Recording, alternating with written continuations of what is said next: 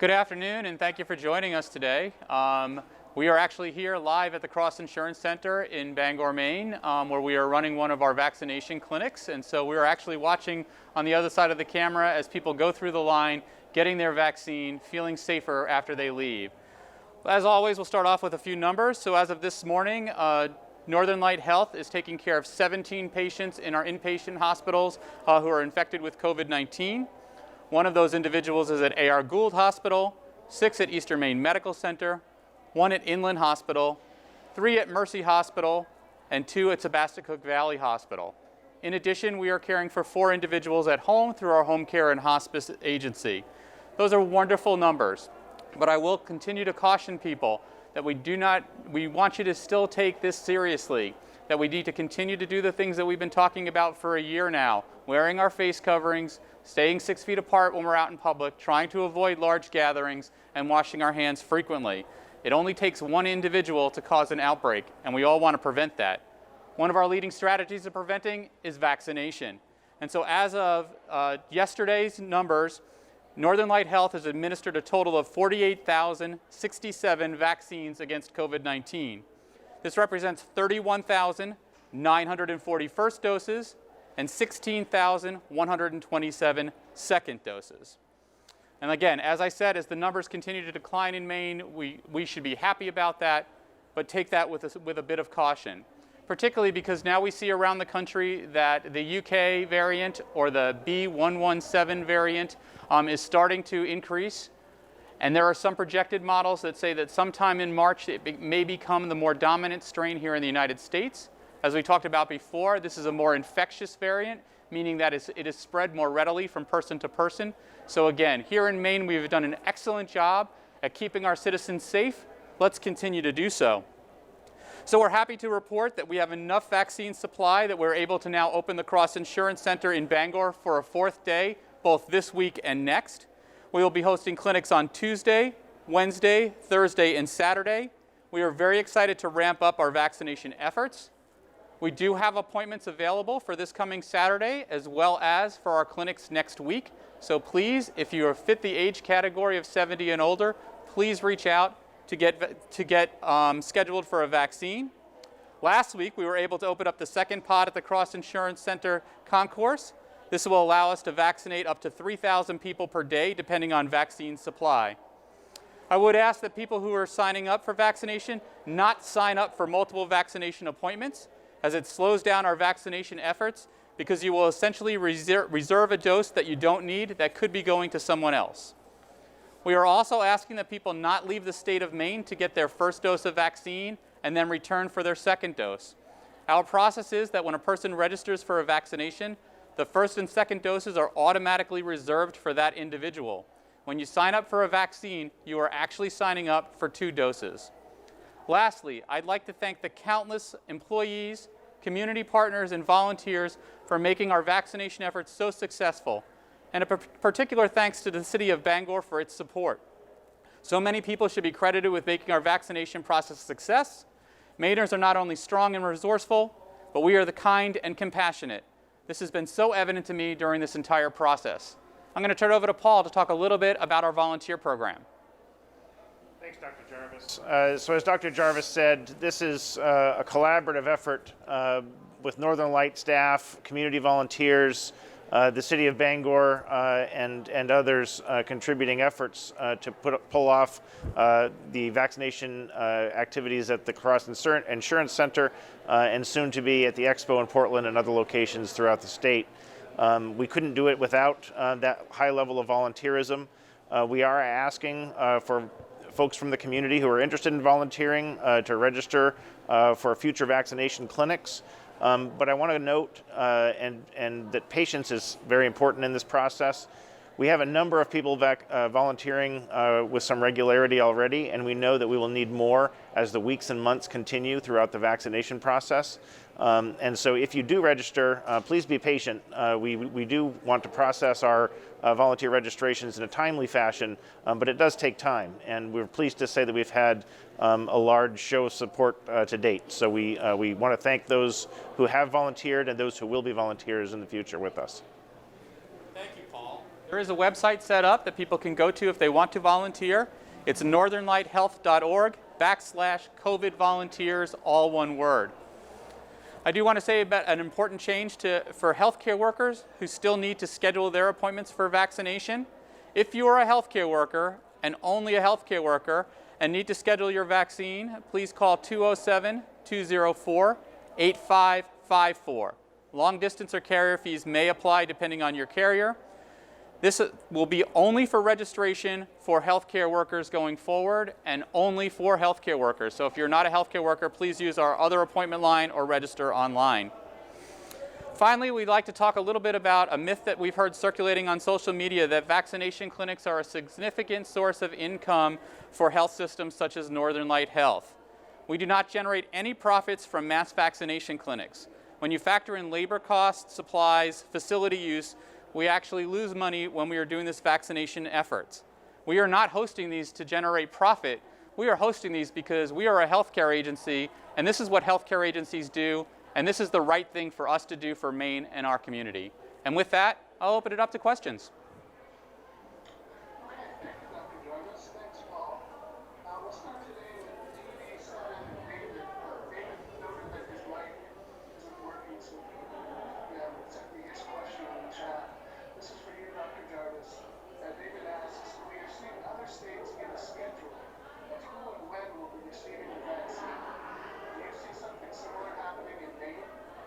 So the question was, other states have had a schedule for the order in which people will be vaccinated or they will be added to the list for vaccination.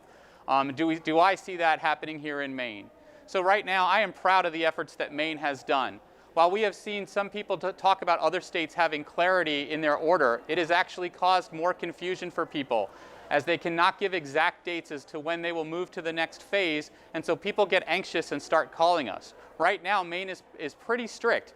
You have to be 70 or older. That's something we all know. We know our birth date, and it's easy for us to figure that out. I do know that the state will have plans going forward as they expand out, and that those will be shared readily when those expansions occur, but I support our current process because it lessens the confusion. I do understand that people are anxious and they'd kind of like to know what a timetable is when they may be vaccinated. But again, the vaccine is based on the supply and the demand that we have, and we don't control either of those two things. And so this way, and the approach that we've taken has made it so that people know when they are supposed to schedule themselves for a vaccine based on their age. So thank you for that question, David.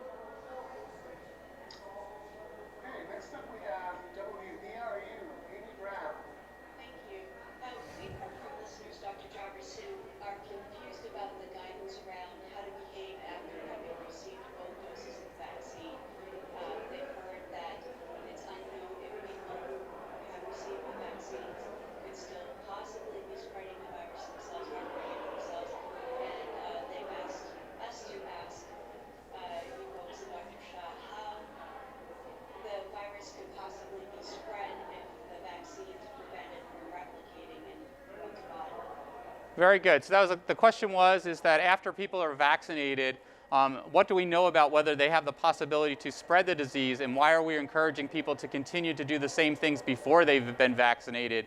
And so the answer is nothing is 100% in this world, and certainly vaccines are something that is not 100%. And while the two vaccines that we are currently using in the U.S., and particularly here in the state of Maine, are incredibly effective and incredibly safe, they are not 100% effective. And with that, it means that some people who have been vaccinated may still be able to become infected with the virus. What we know is that if they do get infected, they will have less symptoms, less severe disease, and their likelihood of dying from the disease is much less than if they had not been vaccinated. What we don't know now yet is whether or not they can spread the disease as efficiently as we have seen in the past. There is some good data coming out of the United Kingdom as well as some other places that show that the vaccines that we are currently using do decrease the rate of spread, but that does not eliminate it 100%.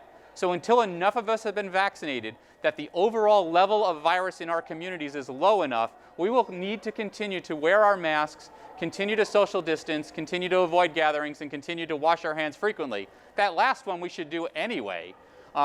If you've heard me talk before, I've said, and I feel pretty confident, that through the calendar year 2021, we will be wearing masks. Dr. Fauci feels we may even carry that over into 2022, but hopefully we will be able to gather a little bit more frequently as we get through the end of the summer. So that's a long ways away for us, so that we can get enough people vaccinated. While Maine is leading in the country as far as percent of population being vaccinated, we are still below that 20% mark. And remember, we keep talking about that we have to get above 65, 75, or maybe even 80% of people being vaccinated for us to feel that we can have this pandemic under control. So thank you for that question.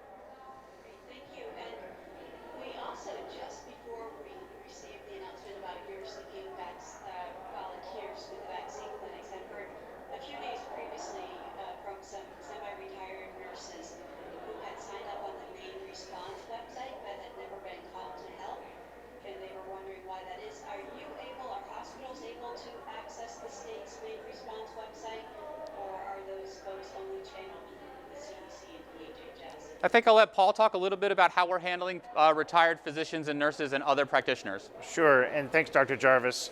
So the CDC is administering that site itself. Just as I mentioned earlier, in terms of the level of enthusiasm of people eager to volunteer being somehow impacted by a delay in processing time, and that perhaps is what's happening through the CDC. I know that we do have a process to allow retired nurses, physicians, and other folks with clinical licensure that still may be in place, and in some circumstances, those whose license are in emeritus status to provide vaccine with appropriate provider supervision. So those folks are still, a viable and part of our long-term planning for our vaccination of our communities. But I would say to those folks who've worked with the CDC and getting listed as a volunteer or registered with them to be patient.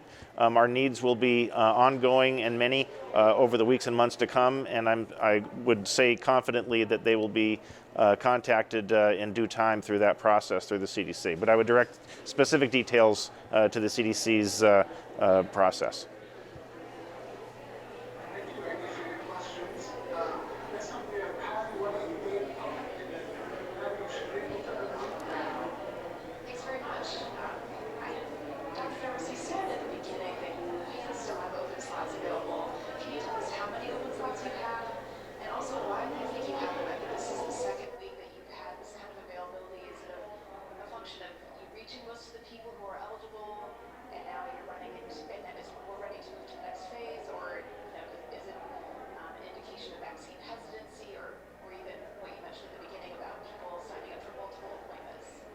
So Patty, that's a great question. So our question was, this is the second week in a row where Dr. Shaw has assisted us in getting the message out that we have capacity and we have appointments open. It's actually a multifactorial reason for that. First is that we have been getting more vaccine supply, so we have been able to open up more clinics and more clinic slots. As I said earlier, this week we opened up a fourth clinic here at Cross Insurance Center, and our clinics are running over 1,000 and often up to 2,000 people per day. We expect to have even more than that this Saturday. So that's one factor. The next factor is that we have passed the 50% mark for individuals over the age of 70 in the state of Maine who have now been vaccinated, so that's wonderful news, but that means we still have a while to go. There may be some issue with vaccine hesitancy. And the last is actually, unfortunately, we had a glitch in the way our computer system counts the vaccines when people register online, and it was counting our second dose people as if they were also first dose people. And so we have a cap on how many we can vaccinate at any given day, and unfortunately that made the computer think that we had reached our cap when we had not. We have rectified that situation as soon as we recognized it early yesterday morning, opening up more slots for tomorrow's clinic and Saturday's clinic, and we are confident that that has been solved for going forward. And then lastly, it really is a matter of the way that we distribute vaccine from Northern Light Health. We don't open up clinic appointments until we know we have vaccine on hand. I know that's confusing for some people and it causes some angst because they'd like to be able to schedule out their vaccines in the future. But what we have seen is when that happens and there's a delay in vaccine distribution, like what happened this week with bad weather in the Midwest, clinics had to be canceled, meaning people had to reschedule those hopeful appointments they had. We have not had to cancel any of our clinics, nor do we have any intention to, and the delay of distribution that happened this week across the country did not affect Northern Light Health because, again, we only open up those slots when we know we have the vaccine or we know that the shipment is on its way to our doorstep. So we've done that on purpose. I know that that frustrates some people, but I will say you would be more frustrated if you scheduled an appointment, we canceled that appointment, and then you had to schedule another one. So thank you for the question. We are happy that we still have slots available to us because that means we have vaccine available. We just need some people to call us or go online to fill those slots up. Do you know how many slots you still have available? I'm sorry, Patty, I don't have that information off the top of my head right now. Okay, thank you. Okay, next up we have Spencer Roberts, WAPI. Thank you. The FDA has just endorsed the Johnson & Johnson vaccine as safe and effective and approved it for emergency use. Do you anticipate it being a smooth process, adding a third vaccine option to your efforts when it becomes available? So the question was about Johnson & Johnson and their vaccine. So actually the Emergency Use Authorization Division of the FDA meets tomorrow, and they may carry that over to Saturday depending on what questions they have for the manufacturer. What the FDA released yesterday was information stating that the data that they have seen shows it to be safe and a safe and effective vaccine. But we want our experts to do that. We want them to review it themselves. And then shortly after the emergency use authorization, if it is granted, the Advisory Council on Immunization Practices will meet, and they will be the ones who actually make the determination as to how best to use Johnson & Johnson. We expect all of that information to come to us by Monday or Tuesday at the latest of next week. We are excited about that opportunity. We do know that there are some production issues with Johnson & Johnson right now, so we don't expect that there's going to be a large amount of vaccine delivered to us, so that could change at any moment. So I think it'll be a little bit different than we saw back in December with Pfizer and with Moderna, where immediately after receiving emergency use authorization, we were starting to give vaccine at that time just to frontline workers and healthcare workers. So I think it's still going to be a little bit of time before Johnson & Johnson plays a significant role here in the state of Maine, but we certainly welcome having yet a third vaccine to help us with this fight against this pandemic. So thank you for the question. Spencer, do you have a follow-up question? No, I'm all set. Thank you. Okay, great. Thank you. Next up we have new Senator Maine, Bob Evans. You should be able to unmute Bob. Good afternoon, gentlemen. Hey, Bob, how are you? My first question is for Paul. As you ramp up vaccine efforts at the cross center, you're going to need even more volunteers. We know that's an ongoing effort. But is there a chance once you get to the 5,000 mark, that you won't have enough volunteers, and what will you do if you don't get it? So the question was, knowing that we'll need volunteers going forward, what will we do if we don't get them? I don't think that's going to happen. I think we have enough efforts from our own healthcare workers who themselves are volunteering, additional time, overtime hours, or additional time for family members or exempt staff.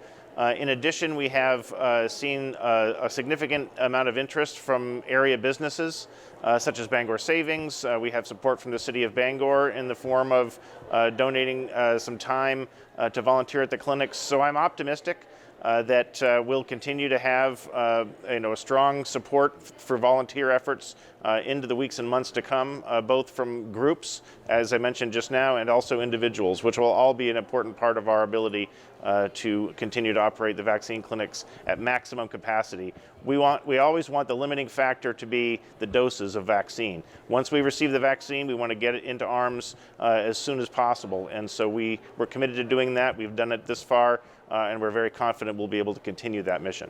Yeah, and I just want to piggyback on to what Paul was saying. That, oh, go ahead, Bob. No, that's fine. I didn't know your mic wasn't on. I was just saying that in addition to that, what we found is that when people volunteer their time here, because of just the heartwarming stories we have heard from individuals who are getting vaccinated, our volunteers leave here going, when can I schedule my next time to be a volunteer here? Most of the people that we see, we're getting to know as part of our family now, and that in and of itself is heartwarming, in addition to the stories of the individuals who are being vaccinated. And I think it's just one of those things where you leave the day feeling good. You're tired, but you feel good about what you've done. So, Bob, I'll let you ask your second question. Thank you. My second question is for you, Dr. Jarvis.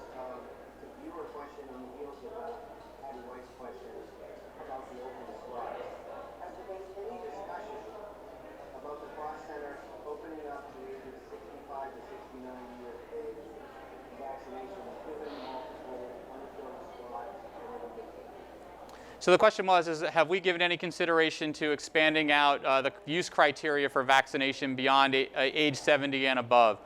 Remember that this vaccine belongs to the federal government. It is then given to the states for the states to determine how best to use it. And we are simply an agent of the state of Maine in this case. And so we will wait for direction from the state of Maine. I can assure you that Northern Light does talk to the state on a regular basis about what our capacity is and what we believe the needs of our community are. What we do not want to see, though, is for us to step outside of our lane and where, as a state, we are not talking with one voice. You can imagine the chaos it would be if one of our large-scale vaccination clinics were vaccinating one group of people and another large-scale vaccination clinic was vaccinating another group of people. All that would do is cause people to start calling from one part of the state to another. What we're trying to do is make it so that everybody has access to vaccine close to their home. As here in Bangor, we certainly have the capacity right now and appreciate anybody from whatever part of the state coming to visit us. But we really want to see that everybody has an opportunity to get vaccine. And if that means that we have to delay expanding out for a little bit longer, we are happy to do so, and we will follow the state's guidance. Thanks, Bob, for your questions. Next up, we have Kevin Miller, Portland Press Herald. Great, thank you very much. Following up on the J&J question, obviously this would be a single dose vaccine. Can you talk about just how much that would speed up the process from your end of things if and when these J&J doses do come to Maine? How much of a game changer would that be? So I think, the question was, how will J&J affect our vaccination process, and will it be a game changer? It really just depends on, again, supply. So if they're able to manufacture enough vaccine that we can start vaccinating more people and have a better distribution for that vaccine, that would be incredibly helpful to us. What we do know is that J&J vaccine is more of a typical type of vaccine, so it's not a messenger RNA vaccine like Pfizer and Moderna. So that makes it a little bit more stable, a little bit easier to transport, but it makes it a little bit longer in production time. And so that's the delays that we're seeing or we're hearing about from Johnson & Johnson. I assume we'll know more about that next week. It would be great if we could start having vaccinations occur in our private practices, in our hospitals, and at retail pharmacies. Anything we can to speed that process up would be welcomed.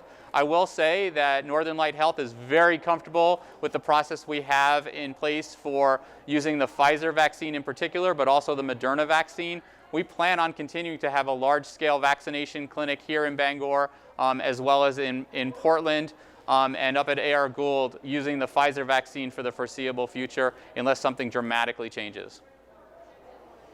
And then a follow-up on comments you made earlier about asking people not to travel out of state to get their first dose of vaccine and then come back to Maine. Can you talk about how often does that come up, and what does Northern Light do, or do you have instances like that? So it doesn't come up very frequently, but when it does, it puts us in a little bit of a dilemma. So as a clinician, I want to see everybody get vaccinated. I want to see them vaccinated appropriately and in a timely fashion. But as a logistics officer, it's very complicated because when you receive your first dose of either Pfizer or Moderna, the government immediately then puts the second dose on a lot for that same location that you received your first dose. And so that means that if you got your first dose in Tennessee, that's where your second dose is going. And what we don't want to do is steal a first dose from somebody here in Maine to give somebody a second dose who got their first dose in Tennessee while their second dose in Tennessee goes unused. And so that's where the logistics and the complication of it is. We understand that can be frustrating for people, especially here in Maine, where we know we have a group of individuals who often winter in our warmer climates and then come up here in late winter, early spring for our wonderful summer season. But it does cause logistical problems. And so my advice is, if you've already received your vaccine in another state, that you find a way to either stay there or return there for your second dose. And similarly, if you're living here in Maine, don't travel outside of Maine and get your first dose. It'll just cause problems in the long run for you. We have the capacity and the vaccine to vaccinate people here in the state, and we want to continue to do that. Thanks, Kevin, for your questions. Last but certainly not least, we have Mal, WGME. Thank you so much, I appreciate it. I just want to clarify something that we said about people having multiple appointments. Are you saying that, people that spoke to that talked about wanting to be on the Northern Light wait list, and also we're on Maine, et cetera, So Mal, I'm sorry, I kind of missed half of your question there. So, I'm just wondering if people should be signing up for multiple wait lists, or if you guys are recommending against that. Ah, now I got it. Yeah, so the question was, should people be signing up on multiple wait lists for vaccine? Actually, the state of Maine is discouraging wait lists at this time. And Northern Light Health has never had a wait list. We have always used the process of we will schedule appointments as they become available, as vaccine becomes available, so that nobody's sitting at home waiting for somebody to call them back.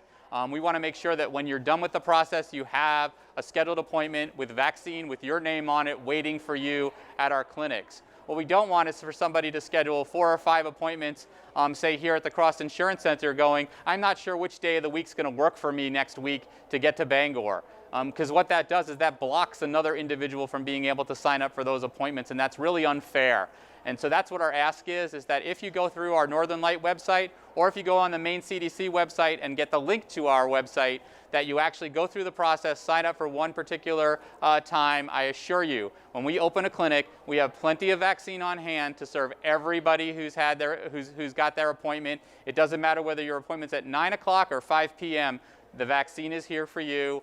Again, when you come to our clinics, we ask people to wait in their car until it's their turn, particularly here at the Cross Insurance Center, so that nobody has to be standing outside.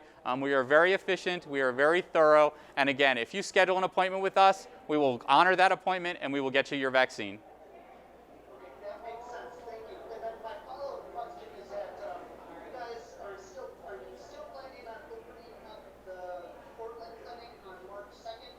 What still needs to be done to prepare that site for the new mass vaccination clinic in Portland?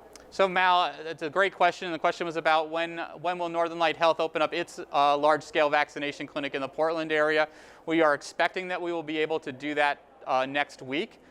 There's always logistical things that can crop up, but that is our expectation. Initially, we will just simply move Mercy's current clinic slots over to that particular location.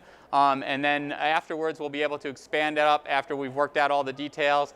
Just like any other industry, when you first open up your doors, you don't know what to expect until it actually happens. And so we will be working out all of the kinks. I have not been down there myself, but I did hear this morning's report that the site is coming along nicely, and I expect that we will be making some announcements pretty shortly as to the opening date and how that will work going forward.